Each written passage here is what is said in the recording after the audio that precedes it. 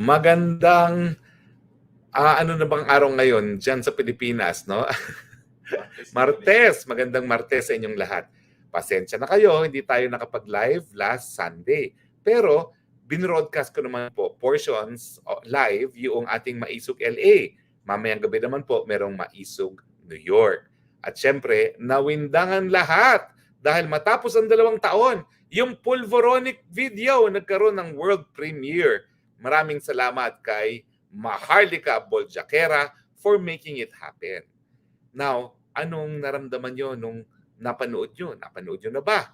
Abay, sa isang tao lang dito sa Amerika, naka 15 million views na, no? Samantalang yung zona ng presidente ay 567,000 views pa lamang. Pat, itong 15 million views, isang tao lang po yan, no?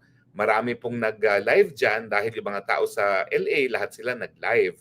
Mga mahigit 300 po yun Siguro abot ng 400 people yun sa LA, no? So mga 400 people ang nag-live din at kasama na rin po ako dyan. Pero sa akin, dahil meron akong shadow ban, talagang konti lang ang nakapanood, no? So wala pang mga 50,000 sa dalawang beses ko siya na-upload sa Facebook, no? But anyway, anong tingin ninyo? Matapos ang 2 taon, yun ba ang inaasahan ninyong Pulvoronic video? Well, ako po, sa totoo lang, una-una, siguro dahil tinanggap ko ng katotohanan, hindi na ako nagulat. Kasi marami na magsasabi talaga na talagang gumagamit ang presidente. Si dating presidente Rodrigo Roa Duterte, si Agent Morales, si Nikki Cosseteng. At saka meron pang Rolling Stone article na nung siya daw ay nag-aaral dyan sa England, siya ay nagbebenta rin ng cocaine. No? Ewan ko, hindi naman niya dinimanda for libel yung Rolling Stone article na yun. No? So parang sa akin, alam ko na. So hindi na ako nagulat. So wala nang pagkagulat sa akin. Kaya ako yung nagtataka bakit ang naging reaksyon ng administrasyon, fake yan. Well, mas maganda sigurong naging response nila kung talagang naniniwala sila na hindi gumagamit ang pinagbabawal na gamot ang ating presidente, yung pagkuha nga ng hair follicle test. Bakit? Kasi hair follicle test, yan yung magdedetermine on a long-term basis kung merong traces of cocaine sa katawan ng tao. Yung wee-wee test o yung urine test kasi, after 3 days, nawawala na yan sa urine. Pero yung hair follicle test, long-term, magkakaroon ng epekto. Magkakaroon pa rin ng trace. Kaya kung gusto nila talagang pasinungalingan yung video na yan, ang pinakamaganda, mag-hair follicle test ang ating presidente. Now, anong sa tingin ko ngayon? Well, sa mulat-mula, may suspetsya na ako na talagang gumagamit siya ng droga. At ngayong nakita ko ang video, wala nang kaduda-duda na nung minsan gumamit siya ng droga. Ang tanong ko na lang is, hanggang ngayon ba? Well, sana nga po hindi. Dahil kung siya, bago siya naging presidente, gumagamit siya ng droga, actually wala akong pakialam. Bahala siya sa buhay niya.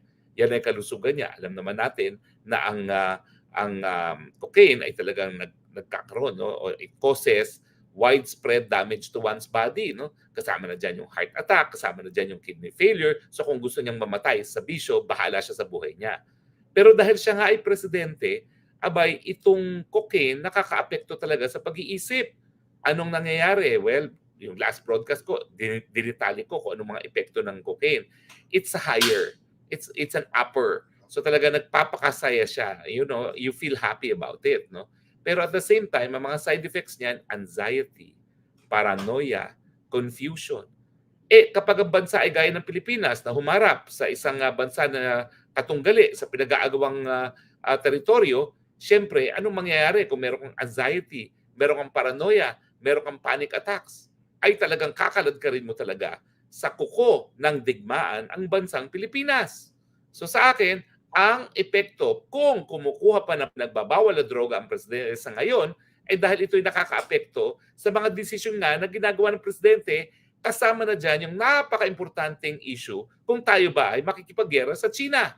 Sana naman kung tayo makipaggera sa China, siguraduhin natin na nasa tamang pag-iisip ang ating presidente.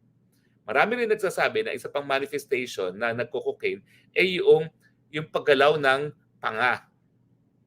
Mga ganyan. Napakadami na ngayon sa internet na nagpapakita na gumaganyan ng presidente. Isa po yan sa side effects. Kaya ang akin lamang, hindi po sapat yung denial at pananakot na ginagawa ni Secretary Abalos ng DILG at ni Secretary Gibo ng DND. Ang nakapagtataka, bakit kaya si Secretary Gibo ay nagkomento?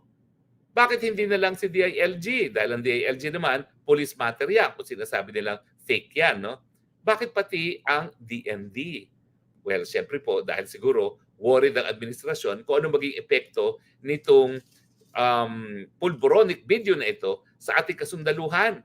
Dahil profesional po ang ating mga sundalo at meron silang mandato na protektahan ang taong bayan. At siyempre, kapag bangag ang presidente at nasa kuko ng digmaan, abay, meron talagang papel na gagawin ang hukumang sandatahan bilang protektor ng ating taong bayan. Abay, ito pagiging protektor ng ating hukbong sandatahan, hindi po nanggaling sa akin yan. Yan po ay nasa saligang batas.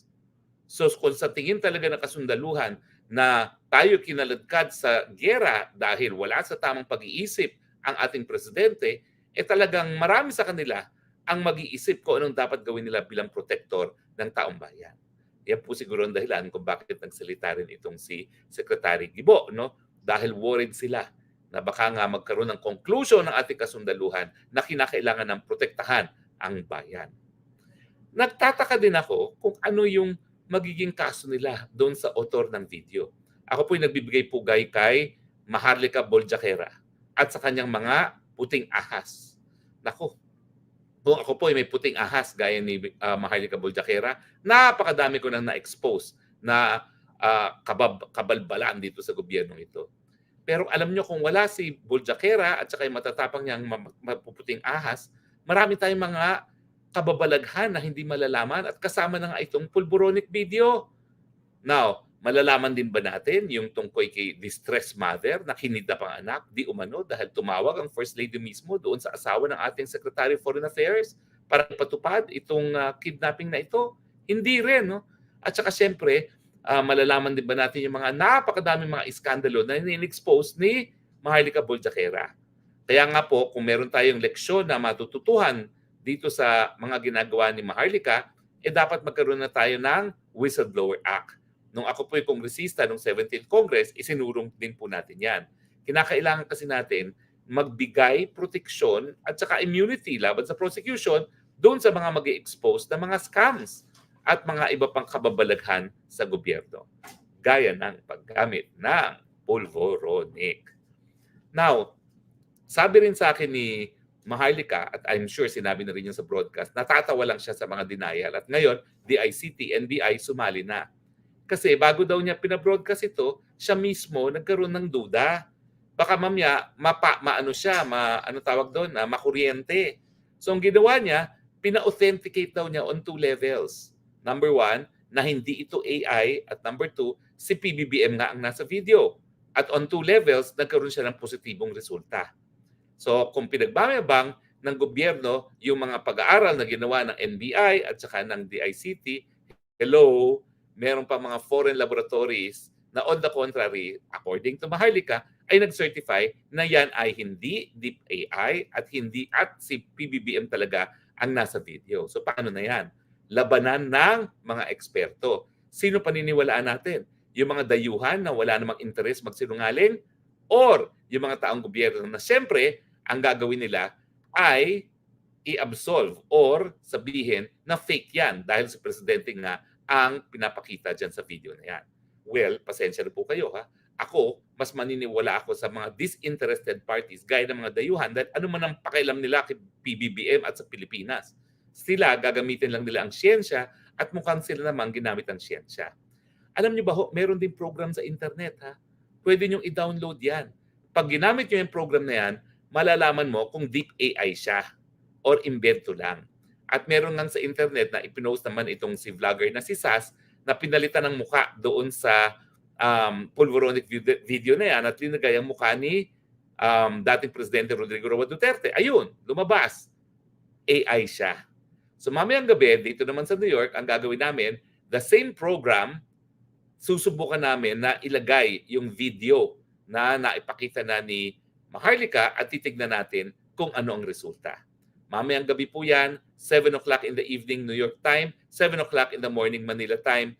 Panuurin nyo as we subject the pulvoronic video sa test kung ito nga po ay artificial intelligence o hindi.